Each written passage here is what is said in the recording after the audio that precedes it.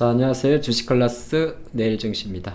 오늘은 이제 10월 18일인데 7만 전자에 다시 거의 한 달여 만에 마감한 것 같습니다. 자, 썸네일 화면이 보면 단풍인데 오늘 갑자기 뭐 이렇게 사진을 적어 드린 이유는 우리가 이제 보통 숲이라는 게 있습니다. 시장 같은 경우는 이렇게 예를 들어서 종목들은 뭐 등락을 보이고 있는데 이 주가 지수죠.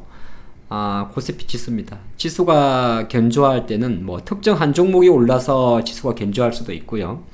아니면은 특정 종목은 좀 약합니다만 밑에 있는 친구들이 좀 좋아서 뭐 우리가 시가총액으로 놓고 보면 오늘은 이제 코스피 같은 경우는 삼성전자가 많이 올랐지만은 삼성전자가 약한 상태에서도 뭐 배터리가 움직인다든지 삼바 같은 바이오가 움직인다든지 자동차가 버텨주는 상도 있고요. 근데 아주 이제 닭이 먼저냐 달걀이 먼저냐를 본다면 글로벌 증시가 지금 뭐 전쟁이라든지 뭐 미국의 긴축이라든지 되게 숲이 흔들릴만 하죠. 흔들릴만한 상태에 있기 때문에 여기 이제 뭐 작은 섹터들은 어떤 섹터들은 이 그림처럼 계속 좀 주가가 하향하는 섹터도 있을 거고, 하지만 어떤 섹터 같은 경우는 또 상대적으로 뭐 약간 뭐 너무 추상적입니까? 이거를 아름답다 할 수도 있는 거고, 그죠? 내려가는 것 자체가 그런 장인데, 닭이 먼저냐, 달걀이 먼저냐고 묻는다면, 일단 시장 같은 경우, 주식 같은 경우는 그래도 지수가 어떤 이유가 불문하고, 지수가 견조하면, 일단 시장 관점에서는 시장 자체가 나쁘다고는 이야기를 하진 않습니다. 우리가 심리적으로, 지수만 강하지 뭐 다른 종목 뭐 많이 빠졌는데, 이렇게 볼 수 있지만은, 결정적으로는 시장이 완전하게 지금처럼 이렇게 역배열이잖아요. 역별이 뭐냐면 급하게 빠졌다가 바닥을 다지는 과정에서는 엎치락뒤치락 하는 거거든요. 그래서 그런 관점에서 일단은 7만 전자는 의미가 없는 게 아니다, 있는 거다, 그런 말씀을 좀 드리겠고, 내일장을 바라보는 관점이 지금 장을 잠깐 보게 되면 외국인들이 이렇게 지금 오늘 보니까 오늘도 삼성전자를 한 3천억 정도를 샀어요. 이렇게 좀 볼까요? 근래 없던 수급이 좀 들어왔습니다. 삼성전자한테 어제 한 470만 주, 그쵸?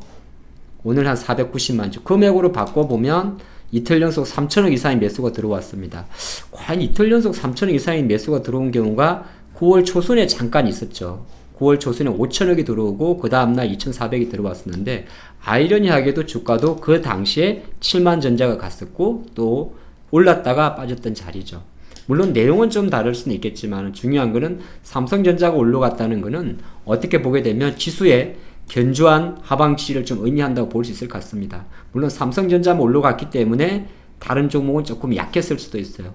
투자자별 동향을 본다 하더라도 만약 일주일 기준으로 놓고 보면 외국인들은 삼성전자, 하이닉스, 현대차, 삼성전기, 하나금융지주를 사지만은 포스코 퓨처엠, LG엔솔, 포스코 홀딩스, 자 오늘 유한양의 LG와 LCL처럼 배터리는 팔고 있습니다. 그러면 반도체와 자동차, 금융주를 사고 배터리는 팔고 있으니까 여기는 공매도를 하더라도 또 섹터 관점에서는 뭐 지수 상승 자체가 의미가 없을 수도 있죠.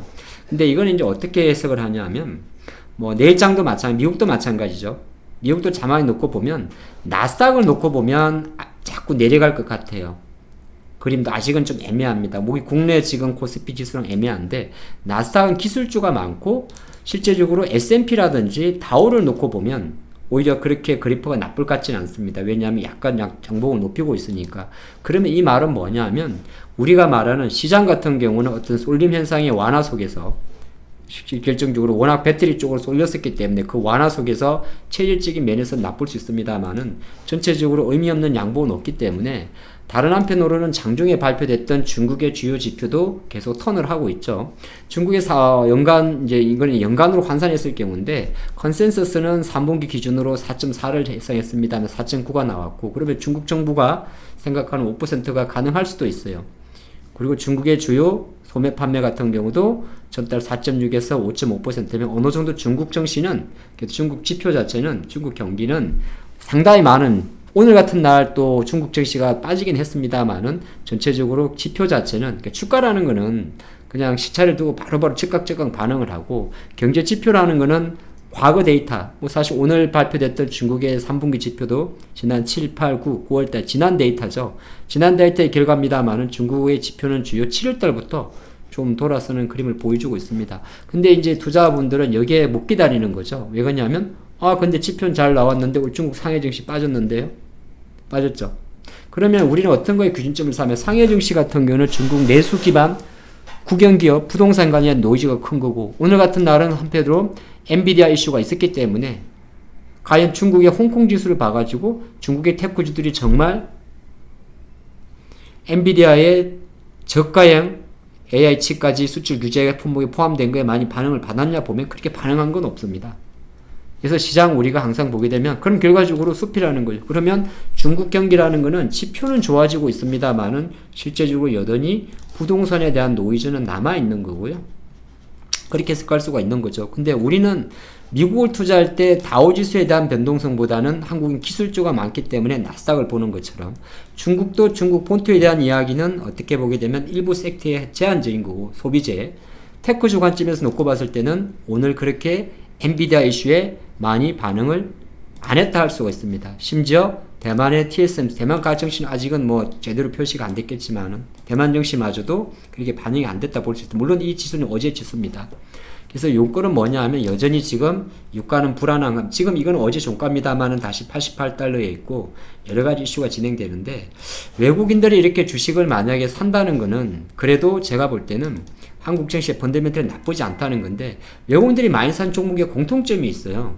이게 뭐냐 하면 이 코스피 시가총액 중에서 외국인 비중이 높은 순으로 한번 필터링을 해봤습니다. 지분 구조로. 외국인이 지분 기준으로 코스피에서 가장 많은 주식을 갖고 있는 비중이 높은 거는 KB금융이 72.98%, 삼성전자 50%, 하이닉스 52%, SDI, 네이버, LG화학, 기아 이렇게 쭉쭉 되어 있습니다.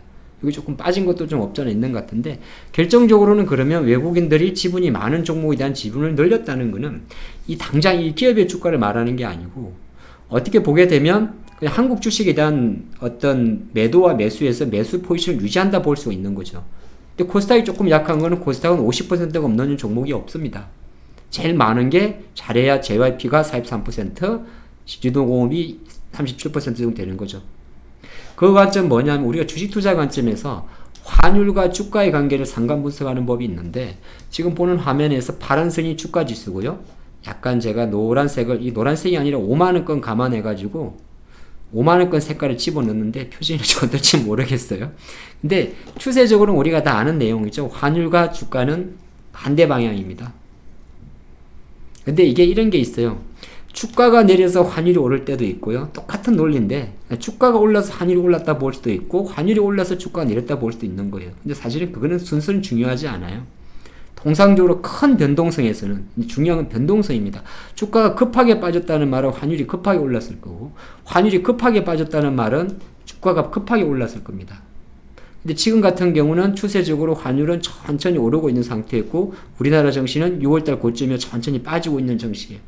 그러면 누가 봐도 작년 10월달에 저점을 찍고 이 지수를 이렇게 보면 좀 다르죠. 저점을 찍고 약간 상승을 하다가 6월달 이후부터 약간 꺾이는 모습에서 지금 하락세에 멈춘 거고 원화 환율 같은 경우는 충분히 여기서 더 튈 수도 있었어요. 튈 수도 있죠. 충분히 뭐 우크라이나 이슈 아니면은 우리가 생각할 때 뭐 유가 이슈라든지 국채금리 이슈라든지 그런데 뭐 어떤 이유인지는 알 수는 없습니다. 일단 환율은 상대적으로 계속 아주 장기적 관점에서 올해부터 보게 되면 1350원대 벽에 갇혀 있어요. 그러면 시장 관점에서는 오늘 같은 날 이제 제약바이오주가 많이 빠지면서 유한양의 이슈 자체가 실질적으로 셀트린 헬스케어나 HLB나 알테오젠이나 기타 배약이나 다른 바이오주에도 영향을 미쳤죠. 간접적으로 삼천당 제약이나 마찬가지입니다. 그리고 엔비디아 이슈도 일정 부분 분명히 제가 볼 때는 엔비디아 주가는 조만간에 바로 회복이 됩니다. 너무 단정이어서 그런데 엔비디아의 중저가 AI 칩의 수출 통제는 어떻게 보게 되면 새로운 악재가 아니기 때문에 물론 아주 짧게 보면 엔비디아 실적에 부담이 되긴 되겠죠. 근데 이미 미국 상무부가 중국의 뭐 칩 규제, 반도체 규제를 포함해가지고 이런 거 자체 작년 10월달부터 이미 고가형 칩까지 다 규제를 하고 있는 상황이었고 했기 때문에 그런 관점에서 놓고 보면 오늘 외국인들이 이렇게 제가 볼 때는 7만 전자도 만들고 금융주라든지 이런 걸 산다고 하고 또 하나 사는 섹터가 또 있어요. 뭐냐면 자동차도 삽니다. 조금씩 많지는 않지만 그러면 전차잖아요. 전차금. 전차금이 뭐냐 하면 전기전자와 자동차는 바로 환율과 직결되는 우리나라의 대표적인 수출 관련 경기 민감 관련이고, 이거는 또 연결고리를 짓게 되면 중국의 주요 지표 개선과 연결이 되는 거고, 전차금. 그 다음에 금융주라는 거는 뭐냐 하면, 금융주는 실제적으로 KB금융의 주가를 한번 볼까요? 금융주라는 거는 금융주가 올라간다는 게 단순하게 배당 매력 때문만이 그렇게 볼 수는 없어요. 물론 그렇게 보는 사람도 많이 있습니다. 한국의 금융회사가 지금같이 고금리 상태에서 경기는 침체되고 여러 가지 부동산 PF가 많음에도 불구하고 기관은 기관대로 계속 사고 있고, 외국인도 어느 정도 추세적으로 보면 요 이제 파란색 점선이 외국인 수급인데 팔다가 산다는 거는, 물론 이제 너무 낙관적으로 보면 그렇습니다만은 실제적으로 이런 고공행진의 불확실성 속에서도 나름대로 한국 경제에 대한 상당한 탄탄한 입지를 보여주는 거거든요. 그래서 내일 정시가를 바라보는 관점에서는 지금 정시가 되게 흔들려요. 그리고 7만 전자 갔기 때문에 다른 종목들은 좀 빠질 수가 있어요. 건대로 반대로 생각하게 되면 워낙 6월달까지 아까 본 대로 6월달까지 이렇게 너 어디 갔니?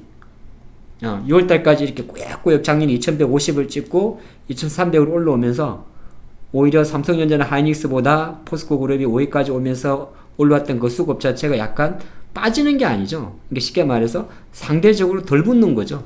그러니까 전체적으로 힘이 약하니까 수급이 쏠린 종목들은 이렇게 가고, 쏠리지 않은 종목들은 공매도 세력들이 조금 누르니까 여전히 어느 정도 포스코는 포스코대로 이렇게 좀 약한 거거든요.